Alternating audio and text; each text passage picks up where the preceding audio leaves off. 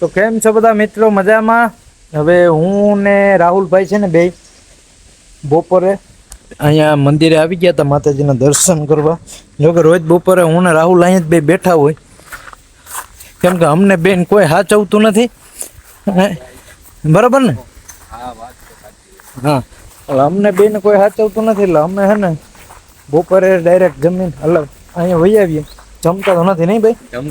જમતા તો નથી અમે બપોરે, એટલે હે ને અમે ડાયરેક્ટ અહીંયા વહી આવીએ. પછી અહીં બેઠા હોય એટલે હાચવે તો છે ભાઈ બધા, આ તો ખાલી હવાણની વાત છે. બરાબર ને રાહુલ? હવે હું ને રાહુલભાઈ બે કંપનીએ જઈએ છીએ અને વાતાવરણ જો આમ એકદમ મસ્ત વાતાવરણ થઈ ગયું છે. આજ છેલ્લે મેઘરાજા એમ જો મને એવું લાગે છે રાહુલ કે આજ છેલ્લે છે ને મેઘરાજા રાજી બહુ થઈ જવાના છે. કેમ કે મેઘરાજાને આમ જો કંઈ ઘટે નહીં એવું વાતાવરણ થઈ ગયું મસ્તીનું. અને હવે હું ને રાહુલ છે ને આજે હાલીને જાય છીએ, કેમ કે આપણી પાસે આજે ગાડી છે નહીં. સમજો 4 વ્હીલનું જાય છે બહાટો બોલાવતી. આજ આપણી પાસે છે ને કંઈ ગાડી ને એવું છે નહીં. તું હાલ આજ આપણા ઓલા રસ્તેથી જાય. અહીંયા છે ને આ બધું પેલા વાડી ઇલાકો હતો, સમજી ગયો.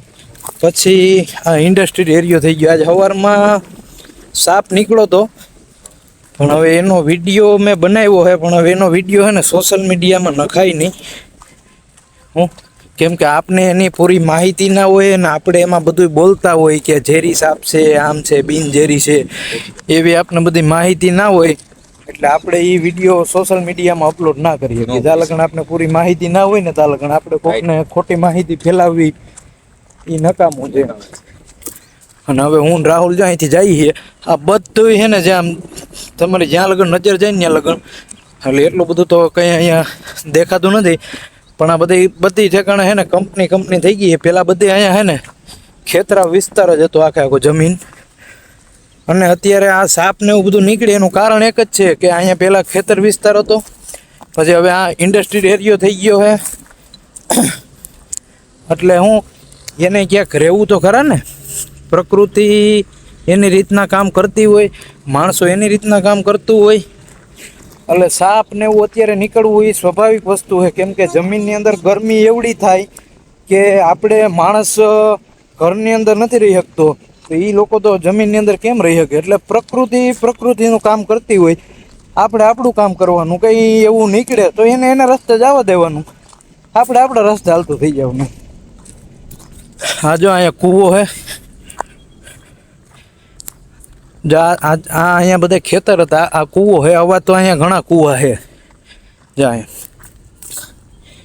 આને હે ને સાદી ભાષામાં આપણે હવે બૂટ્યું કહેવાય, કેમ કે અડધું બુડાઈ ગયું. જા આમાં બધું આ હાર ને બધું એવું લોકો બધું નાખે છે આમાં. જા સામે પેલા પાણી સિંચતા એ અહીંયા જો ઓલો જે ખાંચો તમને સામે દેખાય ને એમાંથી મારા ખ્યાલ પ્રમાણે પહેલાં આજથી અહીંયા ઘણો ટાઈમ પહેલાં છે ને અહીંયા લોકો પાણી સિંચતા જાય છે. આવું બધું છે. આ સામે હાઈવે જાય છે, નેશનલ હાઈવે, નેશનલ 27 રાજકોટ. અહીંથી રાજકોટ સોરી આ છે ને સીધો અમદાવાદ પહોંચે. આવડો હાઈવે છે ને રાહુલ, સીધો અમદાવાદ જાય. જ્યાં સામે છે ને દેખાય આ બધી જે ગાડીઓ પડી ને એ બધી મગફળીની ગાડીઓ છે. અહીંયા સામે ઓઇલ મિલ છે, એ મિલમાં બધું જાય. તો હવે હું ને રાહુલ બે છે ને જો સામે દેખાય ને અમારી કંપની છે, એટલે હું ને રાહુલ બે હવે નીકળીએ અને કામે લાગી જાય. બરાબર રાહુલ? તો હવે નાના અમારા વ્લોગ જોતા રહેજો. આજે એક સાપ નીકળ્યો તો એનો વ્લોગ બનાવ્યો હતો, પણ એ છે ને અપલોડ ના કરી શકાય, મેં કીધું એ કારણોસર. એટલે હવે હું ને રાહુલ બે જઈ કંપનીએ. મળીએ બીજા નવા વ્લોગમાં. લાઈક, કોમેન્ટ ને સબસ્ક્રાઈબ કરતા રહીજો. બરાબર ને?